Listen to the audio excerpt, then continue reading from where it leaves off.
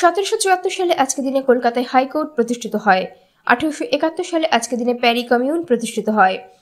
1885 সালে আজকে দিনে নিউ ইয়র্কে বাণিজ্যিকভাবে চলচ্চিত্রের জন্য ফিল্ম প্রস্তুত শুরু। 1948 সালে আজকের দিনে পশ্চিমবঙ্গে ভারতের কমিউনিস্ট পার্টি বেআইনি ঘোষিত। 1952 সালে আজকে দিনে জুমো কেনিয়াত্তার নেতৃত্বে কেনিয়া ইংরেজ সাম্রাজ্যবাদের বিরুদ্ধে স্বাধীনতা আন্দোলনের শুরু। 1953 সালে আজকে দিনে যুক্তরাষ্ট্রের চিকিৎসাবিদ এবং চিকিৎসা গবেষক ডক্টর জোনাস সাল্ক ঘোষণা করেন তিনি পোলিও রোগের টিকা নিয়ে পরীক্ষায় সফল হয়েছেন।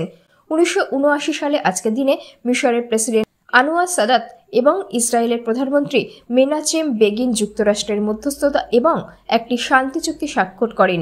2010 সালে দক্ষিণ কোরিয়ার নৌবাহিনীর করভেট চিওনান টর্পেডোতে বিধ্বস্ত হয়। 46 জন নাবিক নিহত হন। আন্তর্জাতিক তদন্তের পর জাতিসংঘের নিরাপত্তা পরিষদের সভাপতি উত্তর কোরিয়াকে দোষারোপ করেন। 2015 সালে আজকে দিনে গুগল অনুবাদে বাংলা ভাষায় 7 লক্ষ শব্দ যোগ করে রেকর্ড সৃষ্টি। 2024 সালে আজকে দিনে এমভি ডালি কন্টেইনার জাহাজ ও সেতুর একটি সাপোর্ট পিলারের মধ্যে সংঘর্ষের পর ফ্রান্সিস স্কট কি ব্রিজটি ভেঙে পড়ে, যার ফলে 6 জন নিহত হয়।